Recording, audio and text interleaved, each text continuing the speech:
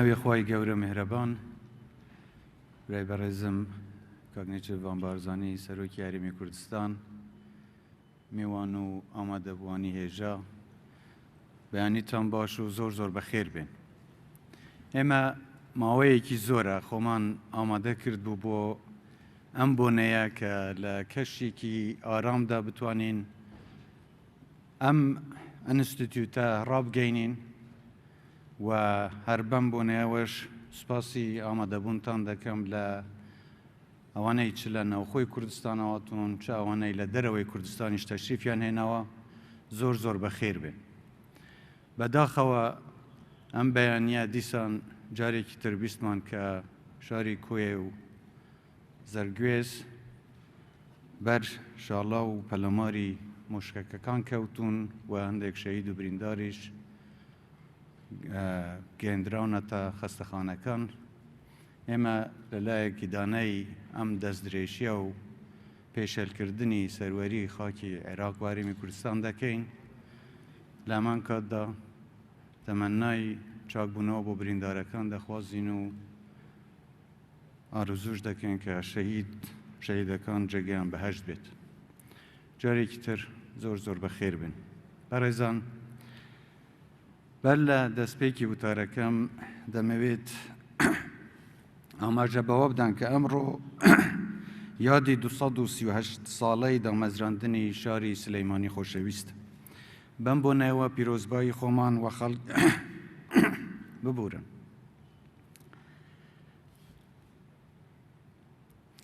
ئەمڕۆ یادی 238 ساڵەی دامەزراندنی شاری سلەیمانی خۆشەویستە. بەم بۆنەیەوە پیرۆزبایی لە خۆمان و خەڵکی سلەیمانی و هەموو کوردستانیان دەکەم. پێگەی شاری سلەیمانی لە مێژووی خەبات و تێکۆشانی گەلەکەماندا بەرچاو و بەرجەستەیە. شاری هەلمەت و قوربانی و پایتەختی ڕۆشنبیریمان شایستەی باشترین خزمەتە. هیوادارین بە هاوکاری دڵسۆزانی گەلەکەمان نیگەرانیەکانی خەڵکی ئەم شارە بڕەوێنینەوە و دوور لە دەستوەردانی حزبی و تاکڕەوی یاسا سەروەر بێت و هەموو بربەستەکان بەلاوە بنین تاکو بتوانین لە ڕووی ئیداری و ئاوەدانی گرنگیەکی زیاتر بە سلەیمانی بدەین کە لە ئاست پێگەی ڕەسەنی ئەم شارە بێت. جارێکی تر پیرۆزە لە هەمومان.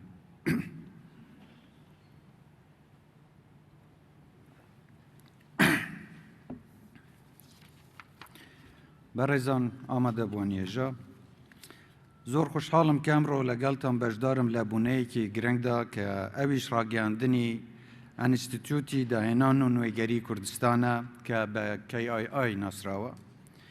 وێڕای ئەوەی بەرهەم و دەستکەوتەکانی ئەم ئەنستیتیوتە یەکێکە لە ئامانجەکانی حکوومەتی یاریمی کوردستان بۆ خودی خۆشم شتێکی زۆر تایبەتە و هەمیشە هەبوونی نەوەندێکی وا ئاواتم بووە. هەمیشە یەکێک لە ئامانجە سەرەکیەکانم دۆزینەوەی ڕێگە و دەرفەت بووە لە بەردەم بەهرە و تواناکانی هاونیشتیمانیان بە تایبەتی گەنجەکانمان. لە هەموو دیدار و گفتوگۆکانماندا چ لەگەڵ گەنجانی کوردستان بێت یان هاوڵاتیانمان بە گشتی هەمیشە پشتیوانی خۆمان بۆ گەشەپێدانی بەهرە و توانەکانیان دووپات کردوتەوە. ئەو دامەزراوەی ئەمڕۆ ڕایدەگەینین وەرچەرخانێکی گرنگە بە ئاراستەی گەشەپێدانی کۆمەڵگەکەمان. ئەویش دەست بە کاربوونی نەوەندێکە بۆ پەرەپێدانی توانە و بەهرەی گەنجان و پێشخستنی ئابووریمان. ئەو ئەنستیتیوتەی کە ئەمڕۆ دەست بەکار دەبێت شوێنێک دەبێت کە ژیان بە بیرۆکەکان دەبەخشێت و داهێنان تێیدا پەرەدەستێنێت و زانست و زانین تێیدا دەگەشێتەوە و داهێنانیش پاداش دەکرێت. KII دەبێتە ناوەندێکی وا کە لە مێژە بە ئاواتم لە کوردستان بێتەکایەوە و کوردستان ببێتە نیشتیمانێک بۆ زانست و زانیاری. شوێنێک کە باشترین دەرفەت بۆ مرۆڤە زیرەک و هەڵکەوتوەکانمان بڕەخسێنێت. ئەم دامەزراوەیە بە تایبەتی دەرفەتێکی زێڕین لە بەردەم گەنجەکانمان دەکاتەوە. لە ڕووی زەمینە ڕەخساندن و دابینکردنی کەرەستە و پاڵپشتی داراییەوە و هاوکاری بیرۆکەکانیان دەکات و پێشوازی لە هەر کەسێک دەکات کە ئامانجی ئەوە بێت داهێنان بکات. یان کاتەکانی بۆ توێژینەوە و پەرەپێدانی تەکنۆلۆژیا تەرخان بکات. ئاگادارین کە خەڵکی بەهرەمەندی کورد زۆر جار سوود لە بەهرە و توانەکانیان وەرنەگیراوە و دوجار زیان بە کۆمەڵگەکەمان گەیشتووە. هەروەها دەزانین کە لە ڕابردوودا ژینگەیەکی پێویستمان بۆ زۆرێک لە گەنجەکانمان دروست نەکردووە کە هەموو خەونەکانیان بەدی بێن یان توانای تەواوی خۆیان لە چوارچێوەی وڵاتەکەماندا پەرەی پێ بدەن. بۆیە دامەزراوە ئەکادمی و شوێنی کار لە دەرەوەی وڵات دەرفەتی گەورە و باشتریان پێشکەش کردوون کە لە زۆر حاڵەتدا باشترین بەهرەدارەکانمان نەیانتوانیوە بگەڕێنەوە نیشتیمان کە لە هەندێک کاتیشدا نەیانتوانیوە بیرۆکە و پرۆژەکانیان بخەنە کار بۆ خزمەتکردن و بەرەو پێشبردننی کوردستان. لە بریاوە بەهرە و داهێنانەکانیان لە ئەوروپا و شوێنەکانی دیکە گەشەی کردووە و خەڵکی دیکە سوودی لێبینیوە. ئێمە شانازی بە هەر بەهرەمەندێکمان لە ناو ڕەوەندی کوردستان دەکەین کە یەکێکن لە ناو ڕەوەندی کوردستانی دەکەین کە یەکێکن لە کاراترین و بەتواناترین ڕەوەند لە جیهاندا. من هیچ گلەییم لەو کوردانە نییە کە زۆر جار لە ناچاریەوە لەبەر زوڵم و ستەم و شەڕ و گۆشەگیری و جێنوساید و ناخۆشی لە قۆناغێکی ژیاندا ئاوارە و دەربەدەر بوون. بەڵام لێرەدا داوا دەکەم کە کۆچکردن و ئاوارەبوونی بەهرە و توانەکان بۆ دەرەوەی کوردستان کۆتایی پێبێت. پێویستە دەست لە ناو دەست لە ڕێگەی ئەم دامەزرایەوە هەنگاوی گرنگ لە پێناو خزمەتکردنی کوردستان بەهاوێش. من دەمەوێت ئەمڕۆ لەگەڵ ئێوە باسی لایەنێکی گرنگ بکەم کە بێگومان ڕۆلی هەبووە لەوەی بەشێک لە خەڵکی ئێمە لە تاراوگە دوودڵ بووە لە گەڕانەوە بۆ نیشتیمان. زۆر جار لە کۆمەڵگەی ئێمە و شوێنی کار و ناوەندە ئەکادیمیەکانمان پێشوازیەکی گەرم لە بیرروبوچوونی ڕەخنەگەرانە و ئاڵوگۆڕی بیرروڕا ناکرێت وەهان نادرێت کە دەبێ ئەمە بگۆڕدرێت. داهێنان لەسەر بنەمای گفتوگۆ و ڕاگۆڕینەوە دەکرێت نەک بە فەرمان و بڕیار. داهێنەرترین شوێنەکانی جیهان ئەو شوێنانە نین کە لەلایەن خۆسەپێنەکانەوە حکومڕانی دەکرێن، بەڵکو لەسەر بنەمای کاری تیمی و بەیەکەوە هەڵکردن و کارکردن لەلایەن بەهرەدارە کارەمەکانەوە دەکرێت. چونکە لەگەڵ زیادبوونی هەر ئەندامێکی تیمەکە بەهای کار و بەرهەمەکە زیاد دەکات. بەهۆی بایەخدان بە سەرمایەی مرۆیە کە دوجار کارامەیی و بیرۆکەکان دەگەنە ئەنجام. بێگومان ئێمەش دەتوانین ئەمە بکەین. گەلەکەمان دەرفەتی ئەوەی بۆ ڕەخساوە کە بە شێوەیەکی بەرفراوان بیر بکاتەوە. ئێمە پشتگیری لەو بیرۆکانە دەکەین کە تەکنۆلۆژیای نوێمان پێدەناسێنن بۆ ئەوەی بتوانین بە خێرایی وەڵامی پێداویستیەکانی خەڵک بدەینەوە و خزمەتیان بکەین. من دەزانم لە نێوان کەرتی گشتی و کەرتی تایبەتدا بۆشاییەک هەیە کە لە ڕووی پێشکەشکردنی خزمەتگوزاریانەوە پێویستە پڕ بکرێتەوە. بۆیە کار دەکەین بۆ ئەوەی ئەم بۆشاییە کەم بکرێتەوە. لە هەمان کاتدا ئێمە کاری داهێنەرانە بەرز دنەرخێنین و پاداشتی دەکەین. ئەمڕۆ هەر هاو نیشتیمانیەکی کوردستان بیرۆکەیەکی هەبێت و بیاوێت بیخاتە بازارەکانەوە، ئەوە بەهۆی ئەم ئەنستیتیۆتەوە و بە پاڵپشتی دام و دەستگا پەیوەنددارەکانی حکوومەت لە هەموو کاتێک زیاتر ئاسانکاری دەکرێت و دەرفەتی زیاتر ڕەخساوە و بربەست و ئاستەنگەکان کەم بوونەتەوە. ئێمە پرۆژە یاسای پارێزگاریکردن لە خاوەنداریەتی بیرۆکە و فکریش پێشکەش دەکەین کە زۆر پێویستە بۆ پارێزگاریکردن لە مافی خاوەن بیرۆکە و داهێنەران و بۆ ئەم مەبەستەش هەنگاوی کردەی نراوە.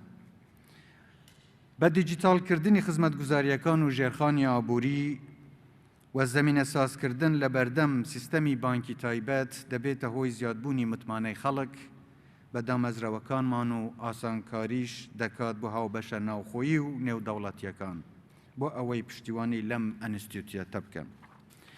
خەڵکی کوردستان نامۆ نییە بەداهێنان. لە بیرمە لە سەرەتای نەوەتەکاندا لە هەندێ لە لادێکان بەدانانی جەنەراتۆری بچووک وزەی کارەبایان بە جۆڵەی ئاوی ڕووبار و جۆکەکان بەرهەم دەهێنا.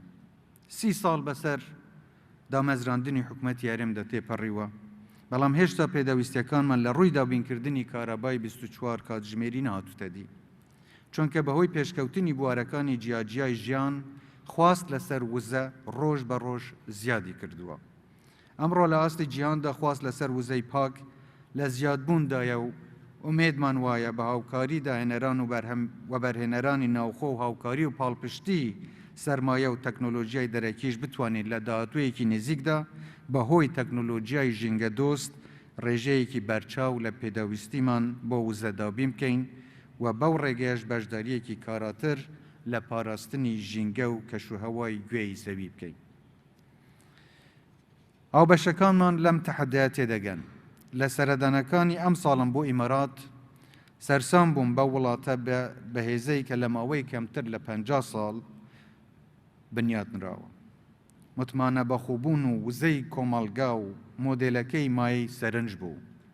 دەوڵەتە مۆدێرنەکان لە سەرانسەری ناوچە و ئاسیادا بەهۆی دیدێکی هاوبەشەوە بۆ دروستکردنی دەوڵەتێک کە دابینکردنی پێدەویستیەکانی هاوڵاتیانی خۆی لە پێشەنگی داهێنانەکانیدا بێت دەستیان بە پەرەپێدانی وزەی پاک و پێشخستنی دیزاین و زانست و تەکنۆلۆژیا و کولتور کردووە. ئەوانەی زوو دەستیان پێکردووە ئێستا لە پێشەنگی داهێنانی جیهانیدان. من مۆدێلی هاوشێوەم لە سەرانسەری کەنداودا بینیوە و ئەم دەستکەوتانەیان جێگەی دەستخۆشیە. لە کوردستانیشدا هاونیشتیمانیانمان گەورەترین سەرمایەی وڵاتن و ئەمەش دەبێتە پرەنسیپی کارکردن و بەردی بناغەی ئەنستیتیوتی داهێنان و نوێگەری کوردستان. ئامادەبووانی بەڕێز. KII پارکێکی زانستی دروست دەکات. داهێنەران لە ناو ئەو پارکەدا تاقیگە و کارگەی جۆرە و جۆریان لە بەردەست دەبێت تاکو بتوانن بیرۆکەکانیان بخەنە بواری کردەیی و لە بواری جیاجیای زانستی و تەکنۆلۆژیا و پزیشکی و باشترکردنی کواڵەتی ژیاندا بە دوواداچوون بۆ توێژینەکانیان بکەن.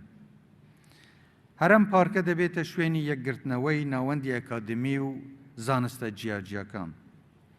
کار و ئامانجە هاوبەشەکانمان لەگەڵ زانکۆکان لەلایەک و ناوەندەکانی توێژینەوە لەلایەکی دیکەوە پەیوەندیەکی باش دروست دەکات بۆ داهێنان و پێشخستنی ژێرخانی زانستی. لە دووە هەنگاودا خاوەن بیرۆکەکان پشتیوانی ئەم دامەزراوەیان دەبێت بۆ تۆمارکردنی داهێنان و بیرۆکەکانیان لە ناوخۆ و دەرەوەی وڵات و ئاسانکاریان بۆ دەکرێت تا خاوەن سەرمایەکان و بەرهێنان لەسەر بیرۆکەکانیان بکەن و داهێنانەکانیان ببێتە سەرچاوەی کار و ژیان بۆ خۆیان و زیادکردنی دەرفەتی کار و پێشخستنی ئابووری وڵات.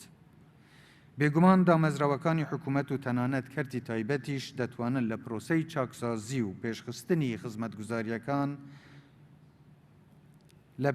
لە پرۆسەی چاکسازی و پێشخستنی خزمەتگوزاریەکانیان سوود لە هەموو ئەو داهێنانە وەربگرن کە لە پرۆسەی پاڵپشتیان ئینستیتوتە دەگەنە ئەنجام. لە کۆتاییدا دەمەوێت بە ڕێز و پێزانینەوە ئاماژە بە ڕۆلی داهێنەرانەی ئەو کوردە بەهرەمەندانە بکەم کە چ لە ناوخۆ و چ لە دەرەوە ناسی و من و هاوبەشن لە دیدگەکەمان و باوەریان بە تواناکانی گەلەکەمان هەیە. بە پێی توانە هەوڵمداوە بیان بینم و گویان لێ بگرم. خاوەنکاران، قوتابیان و بزنسمەن و بازرگانان لە کە ئامادەن گۆڕانکاری لە ناوچەکەماندا بکەن خواست و ئیرادەی ئێمەیان بەهێزتر کردووە و تەنانەت کاریگەریان لەسەر سیاسەتەکانی حکوومەتیشدا هەبووە. هەندێکیان پێشتر سەرمایە و وەبەرهێنانیان لە بەریتانیا و ئەمریکا و ئەوروپا ڕاکێشەوە بۆ ئەوەی یارمەتی دەربن لە پەرەپێدانی بیرۆکەکانیان. ڕۆڵەکانی گەلەکەمان لە دەرەوەی وڵات خەڵاتی بەناوبانگیان لە بواری جیاجیای زانستی وەک فیزیا و بیرکاری و ئەندازیاریدا بەدەستهێناوە. هەندێکیان کۆمپانیان لە بواری تەندروستی و خوراک و کەرتەکانی دیکەدا دروست کردووە کە ئێستا بەهاکەی ملیارەها دۆلارە. لەو باوەڕەدام کە ئەم شوێنە دەبێتە شوێنی کۆبوونەوەی عەقلی گەورە کە توانە و کۆشش و ئامانجەکانیاندا تێیدا یەک دەگرنەوە. لەسەر ئەم خاکە هەمومان دەتوانین بوێر بین و خەونی گەورە ببینین. بە هەمومان بەیەکەوە بوەستین بۆ دەستخۆشیکردن لە دەستبەکاربوونی ئەنستیتیوتی داهێنان و نوێگەری کوردستان کە بەردی بناغەی هەنگاونان بەرەو گەلێکی پرزانیاری و وڵاتێکی بەهێزتر دەبێت. زۆر سوپاس.